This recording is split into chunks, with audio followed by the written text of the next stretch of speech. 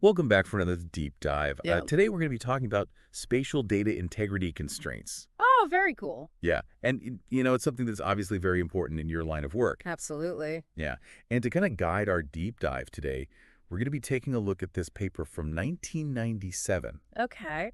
by Sophie Cockcroft. It was published in Geoinformatica, and the paper is called A Taxonomy of Spatial Data Integrity Constraints. A taxonomy. Yeah, so it's not just about the basics of what are these things. She really kind of goes deep and tries to break down all the different ways that we can think about spatial data integrity constraints. Okay, so like a categorization. Exactly. And it's interesting because this paper is, from 1997, Wow. but it's still super relevant today, right? I would imagine so, yeah. Because the fundamental challenges of how do we make sure that our spatial data is correct? Right. How do you make sure that it's it actually reflects the real world? Yeah. Those haven't gone away, right? No, I think they've only gotten more complex as the data sets have gotten larger. Exactly, exactly. Yeah. So maybe we can start by, why don't you just give us a little bit of background on, why is this so important? Why should people care about spatial data integrity constraints, especially for someone like you who does a lot of work with spatial analysis? Well, so much of the analysis that we do relies on having good data. So you can imagine if you're trying to build a model to predict something like traffic patterns, Okay. Based on the road network. If your data about the road network has gaps in it or intersections that aren't properly aligned, Right. then your model is not going to be able to make accurate predictions. Right. So it's really the foundation of everything else that we do. So Yeah. we can't really do good spatial analysis without having that foundation of good data quality. Yeah, and it's kind of almost like if you're building a house, right? And the foundation is cracked or it's not level. Right. Everything you build on top of that is going to be messed up, right? Exactly, yeah. So in this paper, Cockcroft, she kind of uses the terms constraint and rule kind of interchangeably. But there's a subtle difference that she makes between the two. Do you want to maybe clarify that for us a little bit? Sure, yeah. So the way that she uses it, she says that a constraint is really the technical implementation of a rule in a database system. So it's the mechanism for enforcing a rule. Oh, right. And then the rule itself is sort of the underlying principle or guideline. Gotcha. So it's the rule is the idea, and then the constraint is how you make that idea happen in the computer. Exactly, yeah. So an example would be a rule that says all buildings must lie within a parcel boundary. Okay. And then the constraint would be the actual code or function in the database that prevents you from putting a building outside of a parcel. So it's the actual thing that stops you from doing the wrong thing. Exactly, yeah. Gotcha. Okay. So we have the rule, which is the idea, Right. and then the constraint, which is the actual implementation. Exactly. Now, the cool thing that Cockcroft does in this paper is she goes on to categorize these constraints into, she kind of uses two dimensions. Okay. So she talks about static versus transitional constraints. Okay. And then she also talks about topological, semantic, and user-defined. Interesting. Yeah. So do you want to maybe give us a high-level overview of what those different categories are all about? Sure, yeah. So static constraints, as the name implies, are really constraints that apply to the data at a single point in time. Okay. So you're basically saying, is the data valid in its current state? Okay. Whereas transitional constraints, they govern how the data is allowed to change over time. So it's if you're going from one state to another. Exactly, yeah. So you're saying, are the transitions that are happening to the data valid? Interesting. And then within those two categories, you have these three other categories of topological, semantic, and user-defined. Okay. So topological constraints, they really have to do with the spatial relationships between objects. Okay. So things like, all polygons must be closed, or lines must intersect at nodes. So the geometry has to be correct. Exactly, yeah. Okay. And then semantic constraints have to do with the meaning of the data. Okay. So making sure that the attribute values make sense and are consistent with what they're supposed to represent. So it's if you have a building, it can't have a negative height. Exactly, yeah. That's a good example. Okay. And then finally, user-defined constraints are basically any rules that are specific to a particular application or data set. So that's where you can kind of if you have a specific use case, you can kind of add your own rules in. Exactly, yeah. So they're very flexible and they allow you to sort of incorporate your domain knowledge into the data model. Okay. So you can say if I'm building a data set for a city planning department, I might have a rule that says no residential buildings can be built within 100 meters of a school. Okay, yeah, that makes sense. That's like a very specific rule. That's not like a general rule about spatial data. Right. Okay, so this is really interesting. It seems like we're going beyond just like basic data validation. Yeah. We're actually like embedding like knowledge and logic into our spatial data. Exactly. Yeah. I'm really excited to kind of like dive deeper into these different types of constraints and see like how they actually work in practice. But maybe before we do that, can you just give us like a quick sense of like, why is this relevant to like the real world? Like, why should people care about this? Well, I think, understanding these different types of constraints is not just an academic exercise. Right. It's really fundamental to working with spatial data effectively and making sure that the insights that we derive from that data are valid and reliable. Okay.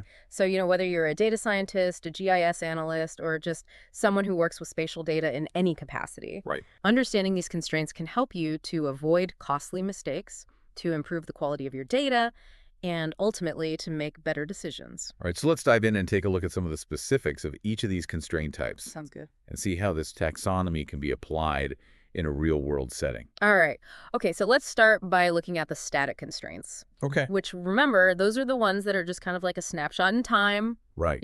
Is the data valid at this particular moment? Yeah. And I guess like a classic example of a static topological constraint would be that rule that all polygons must be closed. Right. Right? That's like, areas have to be properly defined. Yeah, it seems obvious, but like if you didn't have that constraint, you could have like overlapping polygons or like gaps in your data. Exactly. Yeah, it'd be a mess. Yeah. And so this type of constraint is usually implemented like at the beta entry level. Okay. You prevent invalid geometries from even being added to the database in the first place. Yeah. So you're catching those errors early on. Right, exactly. Okay, what about semantic constraints? How do those play out in a static context? Well, one example would be to ensure that, say, land cover classifications Okay. are drawn from a predefined set of valid values. Okay. So, for instance, if your valid land cover classes are forest, urban, agriculture, and water, Right. then the constraint would prevent someone from entering desert as a land cover type. Right. So it's like you have that controlled vocabulary. Exactly, yeah. Okay. And these types of constraints are often implemented using like lookup tables or domain constraints within the database schema. So it's like built into the structure of the database itself. Right. Okay, now user-defined constraints, I feel like this is where things get really interesting. Yeah, this is where you can get really creative. Yeah, because it allows for a lot more flexibility and customization. Right, exactly, yeah.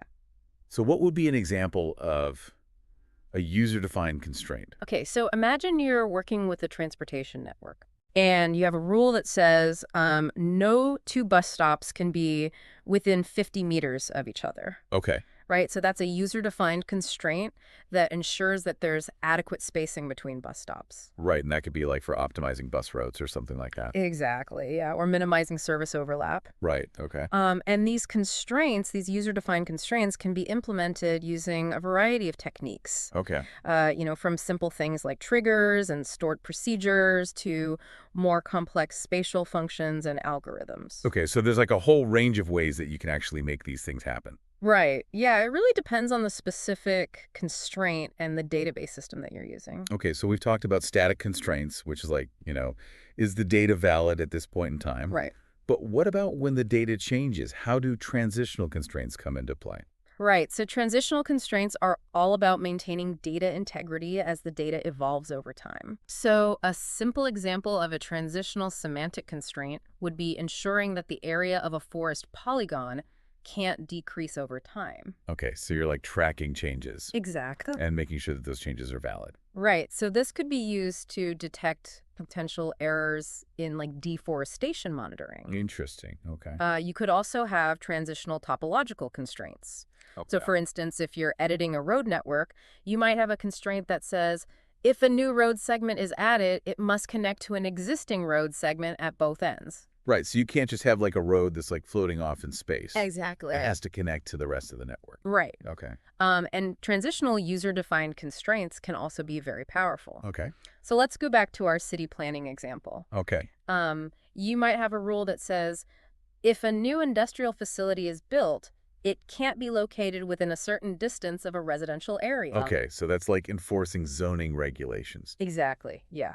So you can see that these transitional constraints can really help to prevent a lot of problems down the line. Yeah, it seems like a really powerful way to like kind of build that intelligence into the data. Right, yeah.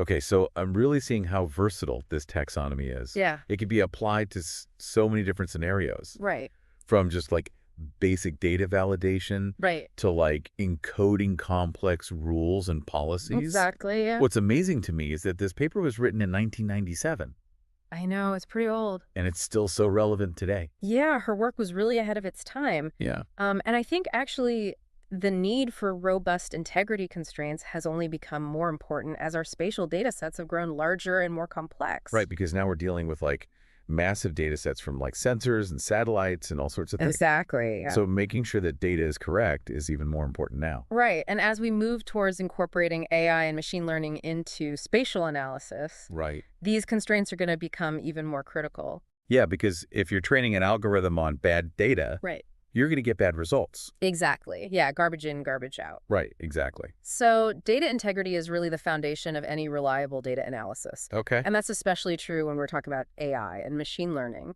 Right, so Cockcroft's taxonomy provides this great framework for thinking about these different types of constraints. Right.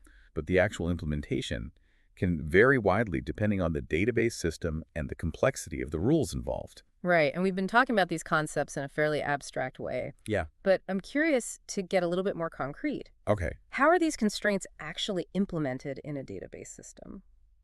That's a good question. Yeah.